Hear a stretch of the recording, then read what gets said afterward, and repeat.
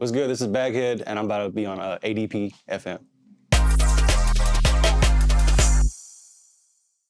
I think social media has a big pull on it right now, which is like dope in a lot of ways, because like even for me, I feel like a baby in the DJ scene where like this set today is gonna be a lot of Jersey, some house, some baile funk, and like I can't lie, like obviously I've been to shows where I'm learning about those genres, but I'm getting a lot of that from TikTok and from Instagram. So on that note, it's dope that these little subculture genres and these regional sounds are like making it from Brazil to the Bay, from the Bay to, you know, and I love all that. And then I think with that comes like the simplest critique I have is like it's all remixes, you know what I mean? Like I love going to shows where it's like I hear Jersey shit and it's like real Jersey stuff, you know what I mean?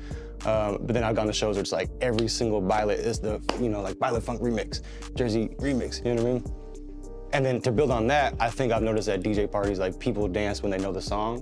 When we build that crutch on like only feeling comfortable when we know something, we're not kind of diving deeper into like the genres that we don't know the words, we don't even like recognize the rhythm too much, but like we're trusting the DJ, we want to come dance, we want to have a good time.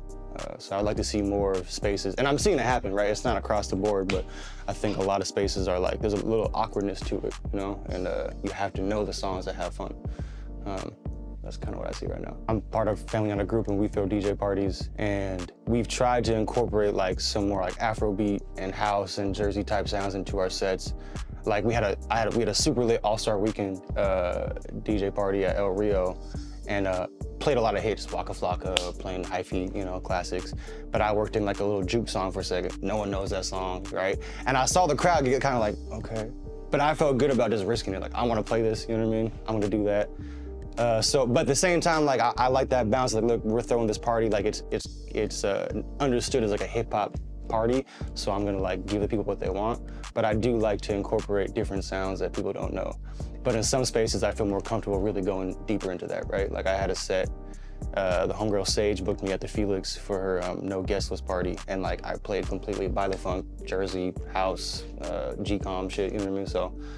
And it was a small crowd, but like they were like engaged, they were dancing, you know, and that was hella fun. So I think I like bounce back and forth. Yeah, it's a 17-person artist collective, a lot of rappers, we got a comedian, a media person, clothing designer, DJs, producers, and we formed like 3 years ago. 16 of the 17 of us are from San Francisco, Sundays from the town. Mike Evans is a comedian. He has like a web series called Rent Check, and it's like I want to say it's like a 12-episode series, and it's like about a young artist, a young comedian. And then from there, he wanted to do a soundtrack, so he tapped on me and Aft to like build a soundtrack out for that. And Aft has like this nice family home in the Mo, and the timing was perfect. We had a bunch of sessions there with hella artists, like all day, Saturday, Sunday, and the first one was lit, so we just kept doing that for weekends and weekends in a row. Built out a whole album. But during that time, there was a little core group of artists that like started like, we had all known each other for years. I've known Callie J since I was 18. Vaughn and Ozer grew up together as kids. And Af had gone to NYU, so he was like, I'm going to New York, y'all should come. Went to New York, did a show, and while we were out there, we were like, we should just be a group. And we've just been rocking since, like mostly throwing parties, but we've done some more like, we've done like a SF MoMA event, and now we got an album coming out, which is like, it incorporates all the vocalist artists. I'm a producer on it. We also got guest producers on it. We'll be rolling out the show, like the songs at shows and whatnot. We just did the Independent. We're doing Great American Music Hall in May. So the album's the next big thing for us, you know, while continuing to be present with the parties and whatnot too. Because I have access to building a platform with other artists, it pushes me like, what else can we do? Because, you know, I could just be like, look, I'm just gonna play hits, 2,000 hits. And I love playing that shit. But it just offers the opportunity, like if you have a platform, what risk can you take and like how will it go? Like we just did a Beta BK party in Brooklyn, and in my dream, like I want to combine all these genres in a way that feels seamless and not forced. And the hella Bay people came out to the show, so the second that one of our artists was playing a little more house and baile funk, like we lost the Bay people, you know? And it was like, it didn't feel good. I was like, all right, cool, we learned that, like how can we like build off that? And I still want to incorporate other sounds, but like let's also give these Bay folks in New York what they want, you know? So it's a lot of dipping and diving and like taking like notes from the crowd, but doing what you want and like kind of reflecting each other, you know? Like obviously I want to do my thing, but like, look, like we're giving a slice of home to these folks in Brooklyn or in New York. Like that's an honor. So I'm less like, oh, because there's moments I'm like, damn, like I'm just playing cheat code shit all the time, you know, and that can get a little boring. But there's other times I'm like, all right, I'm giving people what they need to hear right now, and I'm cool with that too. I think just overall, definitely peak. Like, I like to make people fucking like go crazy, and like, you know, like when you can see people get free and like lose their kind of like their, what's making them a little inhibited, that feels really good, you know? So I love that. I love, like, you know, if we're doing an El Rio from 3 to 8, anywhere from 6:30 to 8 is fine with me because it's packed out, you know? But then there's other moments, like I just did like a recorded set in the homie's house in Oakland, and I played a bunch of like Dilla and some jazz and some like Cudi Afrobeat, like really chill stuff, and like that was nice too, you know? And that was like an opening set. That was the first one on, you know, very calm. FNG has 3 DJs. It's myself, Genset, and DJ Say. And so we've done a bunch of like 3-way back-to-backs, and you know, me and Jen have done a lot of back-to-backs together. And that energy is tight, and I love it. You know, I think both have their advantages. Like, I'm doing this by myself today, and that's like, I get to really pick songs I want to hear just for myself and really feel them. And then if I'm doing back-to-back at like a party with Jen, like we're talking, we're just like, hi, like, you should play this song. All right, give me the low pass filter right now. We got 4 bars. All right, run it up. You know, so it's like, it's fun. This is an intricate balance of experimenting and doing it for you while also like maintaining that the reciprocal energy of the crowd is special, you know? So you want to offer them something new, and you want them to trust you, and you want to give them what they want so they like feel comfortable. You just kind of like dip and dive between that relationship.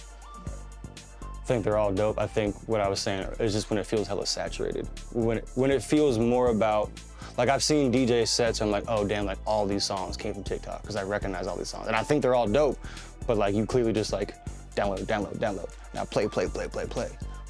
And to me, like it depends, like another crowd, like I'm a DJ, so I'm like, look, I'm going to DJ sets like trying to find new sounds and trying to like really feel the groove. So if the crowd is like really engaged with those TikTok sounds, then I'm cool with it, you know? But I've also seen it happen where it just like feels like regurgitated. Like there's no thought about what's happening on the floor. They're just like, I have these like ballet funk TikToks, I'm gonna play them right now, you know?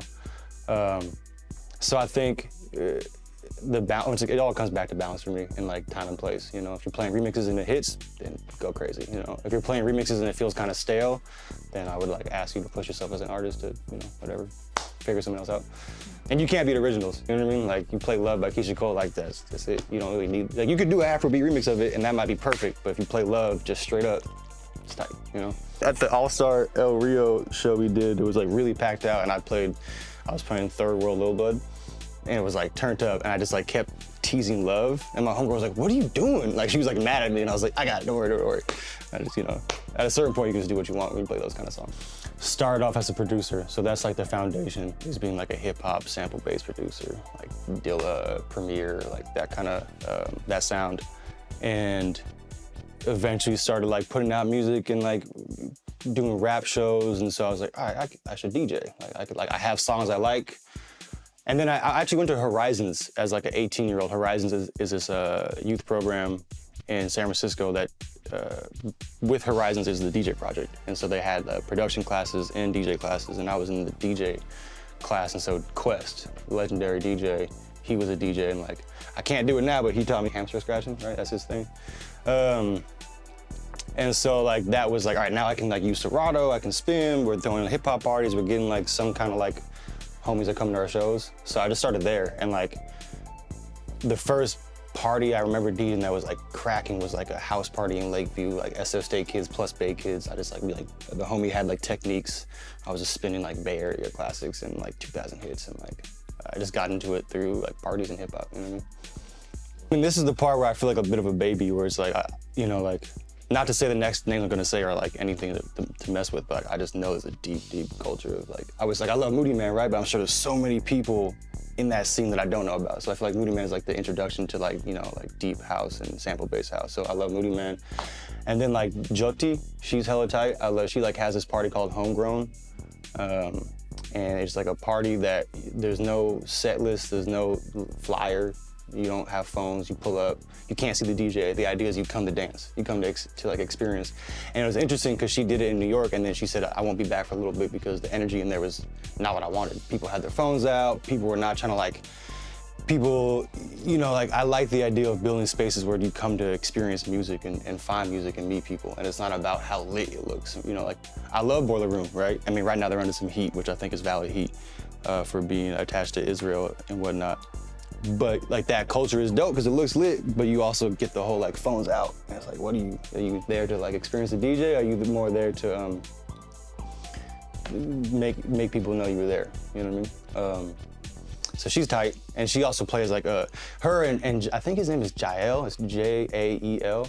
Those two like are DJs that like are putting me on to all sorts of global sounds and global rhythms, and also doing like UKG and garage and all sorts of or UKG and like jungle, like all sorts of grounded genres that like are dope.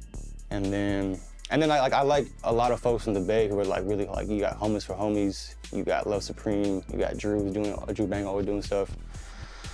Alora's and Sax, so there's hella like teams out here in the Bay and in the Cali area, like really like promoting like exciting spaces where people are like what I'm talking about. They kind of come to have fun and be free, and it works. I think I feel like I'm thinking about two worlds. Like one world is like the kind of hip hop R&B heavy world, and those it's like I said, Love by Keyshia Cole. Like you can play that all the way through because everyone knows the words, and they're like every moment when she's going up with the like they want to sing that part and hear that part. And so I think songs are great to play out when you know the crowd is gonna want to feel every moment of it. And then on the other side of things, and this is more like I haven't DJed as many shows like this, but like if you go to a house, like I think his name is Mochak. It's like Mochakk, Mochak or something like that. He's like Brazilian, but he does a lot of like deep house and tech house. And I was at a Portola festival. And so he's playing like these like house records in a big, huge warehouse. And like these tracks are playing for like 7 minutes. But like you're fully encompassed in the song, And so like the culture of house music is like you're supposed to like really just like feel into that groove. And even when the next song comes, like it's different, but like it's not that much different. Like you're kind of just like, you're getting like immersed in this like space. I mean, even like mixing house music and especially house music, but like just like global, more like up-tempo dance genres, like you have more time to like kind of blend the sounds. Hip hop's like you got 4 bars at the chorus to like yank it out, I was just in New York and like, I was at Lot 45 and I forgot his name, but he's like a pretty recognized New York DJ, but like every song had like 8 bars, maybe 16.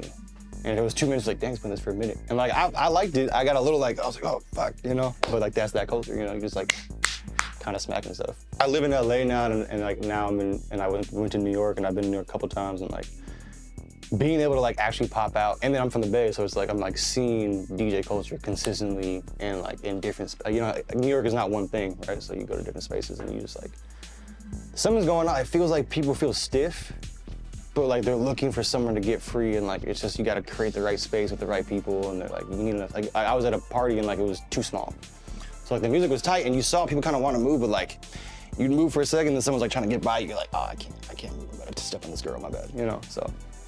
It's tricky. Yeah. What's good? This is Baghead, All Day Play FM. I'm about to play some Jersey, some house, just upbeat tempo stuff, make you dance. Hell yeah. ADP FM.